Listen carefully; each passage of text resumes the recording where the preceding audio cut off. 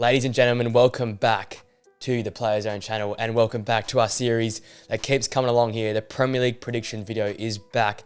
After a week away for FA Cup action, we are back in the Premier League with game week 21, which is separated across 2 weekends. So very interesting. I'll get all 10 games covered here though. So we've got the games for this weekend and next weekend all covered in one nice and neat video. If you're new to the channel, guys, please subscribe, like this video and share the channel with mates. If you want similar football content and other podcast-based content, it's all going to live here on the Players Zone channel. In terms of our predictions, 2 weeks ago we had the 6 prediction points, so 6 correct results predicted, which takes our total for the year to 129 of our prediction points. And also, if you're new here to the channel, the prediction points work: 3 points for the correct scoreline, 1 point for the correct result, and obviously 0 for neither. So that means, 129 after 20 weeks, pretty impressive. But once again, I'm wanting another one of those 8-point or 9-point game weeks to buff us back up again in terms of the points. Happy with my predictions. Another big weekend of Premier League action to come. So let's jump straight into the predictions.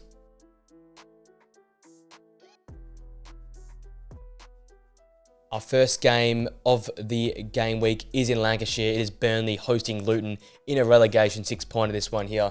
It's going to be very interesting. Obviously, Burnley, a team really struggling for points. Recently seen better performances in terms of playing that counter-attacking style of football and absorbing a bit more pressure. And it's worked for them. They haven't quite got the points, but they've looked a lot better in games. They come up against a Luton side, however, though, that have probably looked the best of the bunch in terms of the promoted sides from last season. Rob Edwards has worked hard in this shape that's really deep and absorbs a lot of pressure, but can very easily spring counter-attacks with this 5 at the back or full-backs that really like to get on and bomb on at times. Look at Issa Kabore, Alfie Doughty, who are really talented, pacey, up and down traditional fullbacks, so up and down the pitch there. And when you got Ross Barkley in that midfield, and I think he probably will go down as probably the best signing of the season in terms of impact for a side. He creates so much from that deep line position. We've seen the goals he's created from those deep positions. It's been so pivotal for them this season, and I think it's that quality on the flanks and in the middle there, along with Adebayo's great goal streak in front of goal at the moment, which we'll see Luton as the favourites this game. I think Burnley will try to go back to that more ball control possession, play at the back style of football. That'll just work into Luton's hands once again. They know how to press, they know how to absorb pressure, and they can spring counter attacks and well put together attacks very easily, especially with Ross Barkley running the play back there at central defensive midfield. As such, I think for Burnley, you're going to have to find Odebear and Amdouni, but if the supply isn't there enough, I think Luton will get on top of this game. I've got Luton winning a close one, but I think convincingly in the end, 2-1.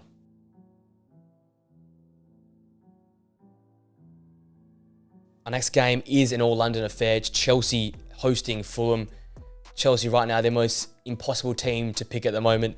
They're up, they're down. They lost midweek to Borough in the Carabao Cup.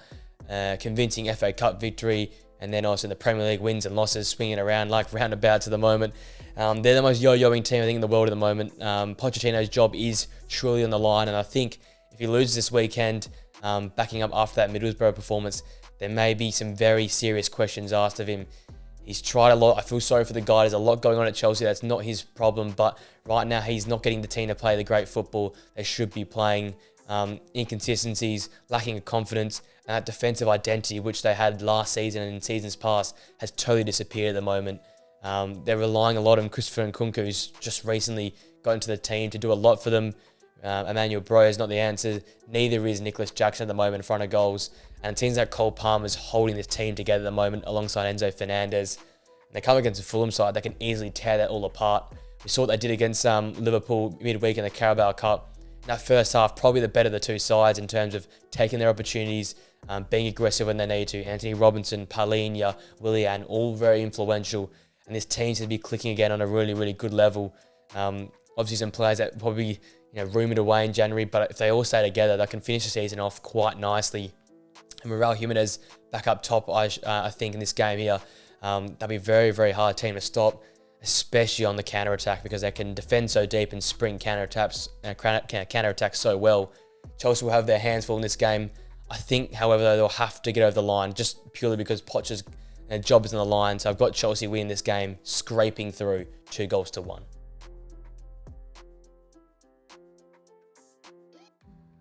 Our next game is probably one of the bigger ones of the weekend. up in Newcastle there. Newcastle hosting Manchester City in a massive affair. Obviously, earlier this season, it was a really good game. It was defensive. It was, cagey at times, but Newcastle really took it to Manchester City. And they're going to have to do something similar again if they want to propel themselves up the Premier League table. Back at home, though, they normally do their best work at home. They've got a really, really poor away record, but at home, they get big wins and big scalps. Manchester City, what a chance to get your season back on track after beating one of the big guns. But for them, Man City, they get KDB back. Haaland's coming back around the corner as well. And they've just sort of felt like they've weathered the storm a little bit. And this time of the year, Man City get on those winning streaks. And I feel like this game here could be the start of this long winning streak they can get on. They've got the players back now. Looks like they're finding their feet once again. A 5-0 win on the weekend in the FA Cup. They're looking the goods. Obviously, Newcastle, they're going to get anything from this game. They've got to use that home crowd. They've got to use that energy, high pressing.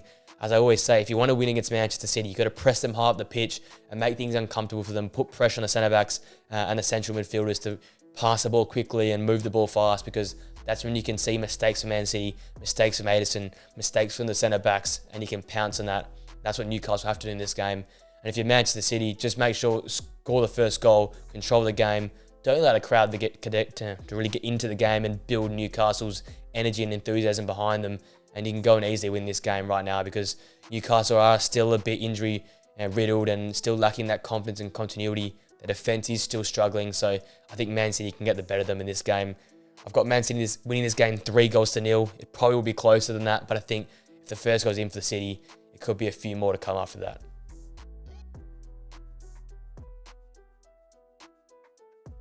Our next game sees Everton host Aston Villa at Goodison Park there. And this is also another one of those really interesting games. Everton coming off the back of a frustrating 0-0 versus Crystal Palace midweek in the FA Cup there. But overall, been producing some better performances. They're probably one of the best teams in terms of creating chances, goal scoring opportunities and shots on goal from little or no possession. And I'll probably use that method once again here versus Aston Villa. And I think of that really, really wide players they've got with McNeil and Harrison that basically hug the touchline. That'll be very important for them in this game, as we know Aston Villa like to push on their fullbacks, get them high and wide up the pitch. So for Everton, it's absorb as much pressure as you possibly can with Tarkowski at the back there, Branthwaite, Patterson, all these superstars right now at the back, and spring the counter-attack or spring these well-built-up attacks that Dyche has got them playing, and utilise the flanks, utilise out-of-position fullbacks, and get McNeil and get Harrison really, really wide and get him high up the pitch on the bar line there and crossing the ball back into the box, because that for me is Everton's way to go at the moment, especially against the Aston Villa side and the way they play their football. In terms of Aston Villa, they've gone through a little bit of a downturn, but have hopefully come out the back of it. I want to see them keep pushing for that title, realistic or unrealistic as it may be. You want more horses in that race there, and I think Aston Villa can really provide that this season. They've got the mentality, they've got the manager as well, and in this game I think it's going to be very important that Kamara, Louise, McGinn, whoever plays in that midfield is really, really robust and energetic. You have to get up and back when Everton spring their attacks on you. The midfielders are going to have to transition back. They're going to have a lot of the ball. You have to really try and siphon through this Everton deep lying block and make the most out of it. And for Aston Villa, be clinical in front of goal, because Everton don't really give up that many opportunities. And you know how clinical they can be at the other end with Decore and DCL, so you've got to take your opportunities. So for Aston Villa, that's sort of the avenue as well. Be clinical in the final third, use those midfielders, make them work hard, and you can get over the line in this game here. So another chance for Aston Villa to prove to us if they're the real deal this season. I've got them winning this game 2-0, but once again, you never know with Everton, especially at Goodison Park. It's such a hard place to go and play football.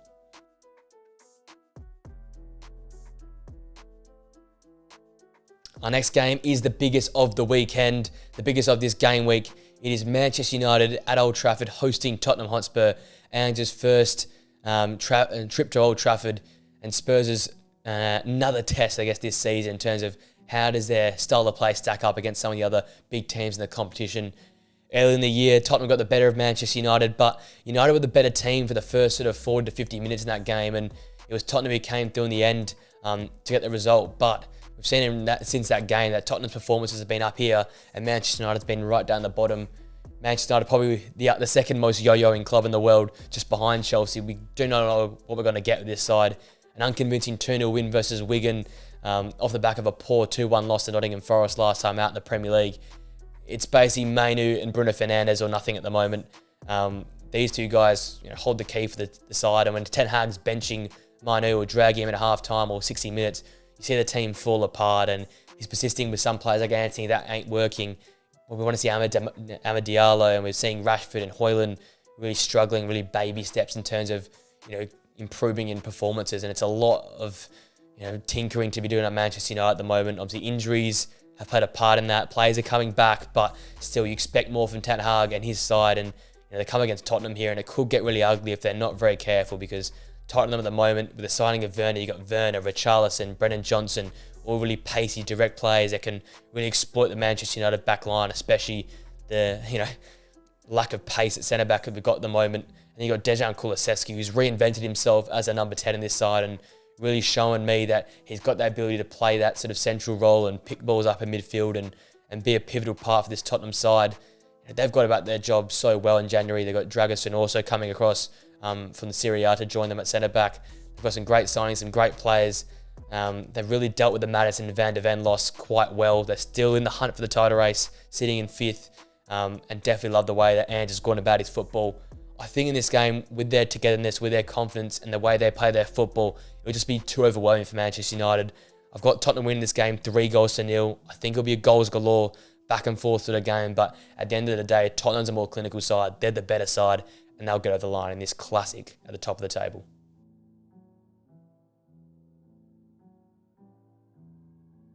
Our next game sees us transition to next weekend. It's Arsenal at home versus Crystal Palace in an all-London affair. Arsenal desperately need a result.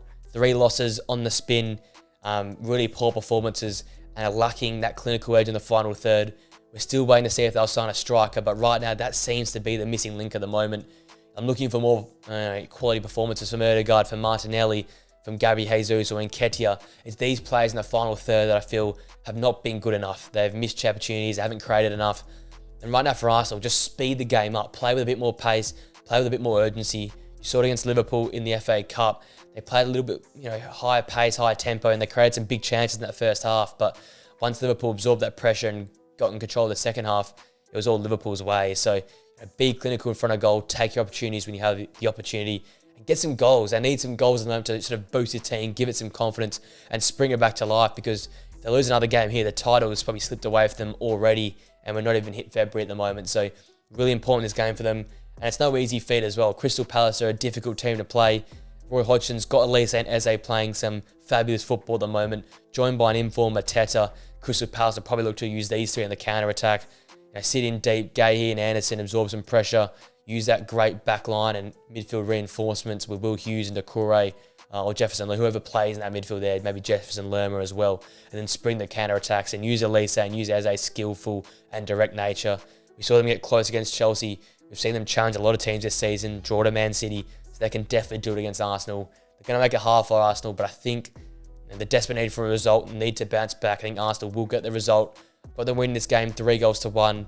But yet again, you never know. One of these really tight games, hard to call, and especially with Crystal Palace, if they can turn it up, it'll be a very, very hard game for Arsenal.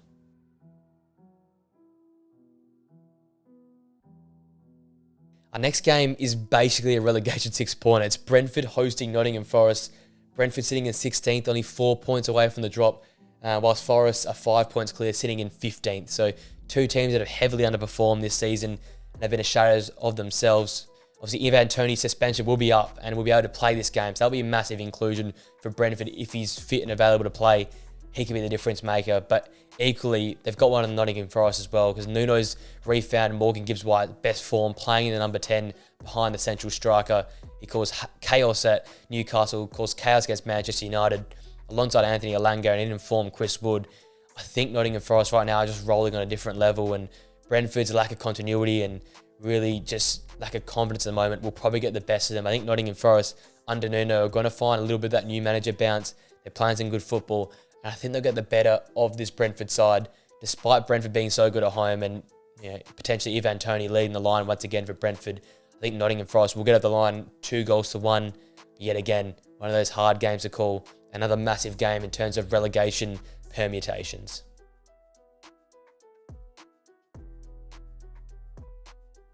Our next game is unfortunately one of those slam dunks again. Sheffield United are hosting West Ham United.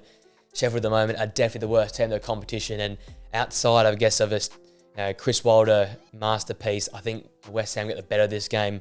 They obviously don't have Kudus and Aguirre at the moment because of AFCON and Asian Cup. But you think Lucas Paqueta moves centrally into midfield.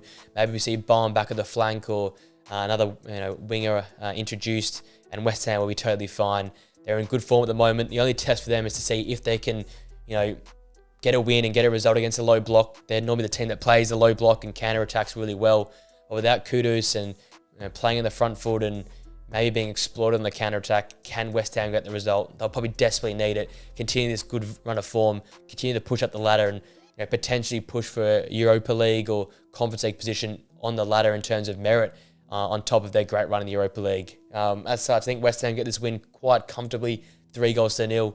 I just don't see Sheffield United doing anything in this game to affect West Ham's great run of form.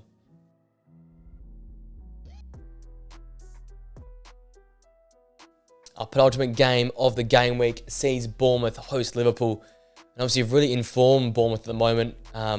Really clinical comeback during the week in the FA Cup on the back of a good performance versus Tottenham, but unlucky, I guess, in that 3-1 loss. But Iriola's style of football continues to be improved. They continue to play on the front foot and challenge teams. Dom Solanke, Tavernier, Semenyo, Cliver, all these guys in the final third have been very dangerous for them. And we're seeing improved performances from the back line as well, and real safety from Neto in goal as well. So all around the pitch, there's better performances and improved efficiency and improved confidence in this side that they'll continue to play this aggressive, front-footed, possession-based, passing-based style of football.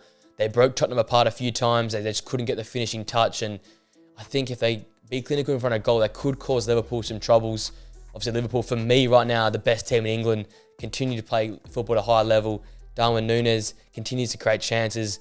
Unfortunately, can't finish at the moment, but is really, really potent in terms of chance creation and creating opportunities.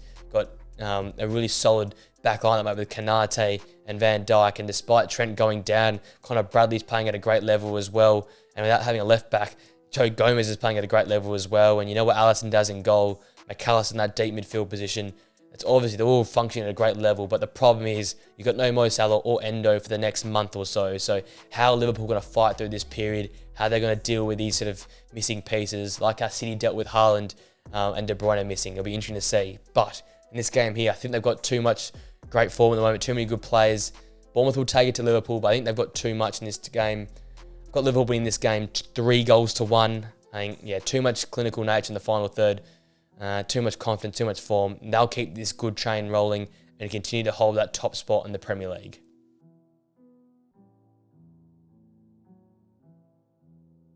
Then that brings us to our final game of the game week. It is Brighton hosting Wolves. Two interesting teams at the moment. Brighton really, really improving their performances with the return of Estupinian, the find of Hinchelwood at fullback, so Pascal Gross now to move into midfield to sort of shore up that midfield area. And João Pedro continues to be a threat in front of goal, leading the line there.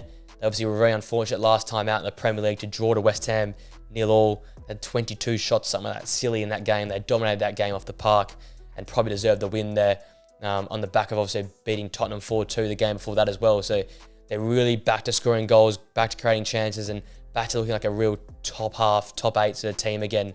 They've shouldered this bad little run. They've got a few great fixtures coming up for them. So got to get in a roll here. Got to win some games of football if they want to secure Europa League football through finishing in that position in the league. Obviously come up against a Wolves side that have been hit and miss at times, especially away from home. Only the one win in their last 5 trips away from home. Obviously been near perfect at home last time out, beating Everton 3-0 in the league. But when they travel, they're not as good. And you're missing Hwang in this game. You're also missing key defender Aït-Nouri as well. So you're going to have to do some shuffling around. Pedro Neto could be available for this game. I'm unsure if he will start or get involved at all. But him coming back will help them whilst you lose Hwang and Aït-Nouri to AFCON and Asian Cup. But I guess for Wolves in this game, with their poor travels, missing Hwang, and really coming out to a Brighton team that's in great form and looking to really start another great run of form, I think it'll be too much for them. I've got Brighton winning this game 2-0. It could be worse. I think Brighton right now are just starting to turn the corner and playing some really, really good football. So it's going to be a tough game for Wolves. They're going to have to absorb some pressure and really be good defensive if they want to get anything out of this game.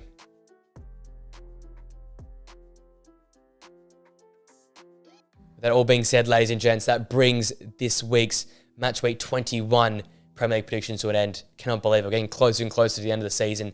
In the silly season here, where there's games left, right, and centre. So I'll definitely be back for more prediction videos very, very soon. But as I said, this game week split across 2 weekends, so it's going to be some time between the next video. Hopefully enjoy the weekend and next weekend's football action. Some big games. Obviously, join us live for the live watch along of Manchester United and Tottenham on Sunday evening and Monday morning here in Australia. Obviously, a massive game to look forward to. You also got Man City and Newcastle and Liverpool and Bournemouth the following weekend. So big games all around, excitement all around, and absolutely can't wait for this match week's action. With that all being said, guys, if you enjoyed the video, please smash a like on it, subscribe to the Player Zone channel, and share the channel with mates who would enjoy this type of content. With that all being said, guys, have a great rest of your day, enjoy the football, and I'll see you guys on a video very, very soon. Until then, see you later.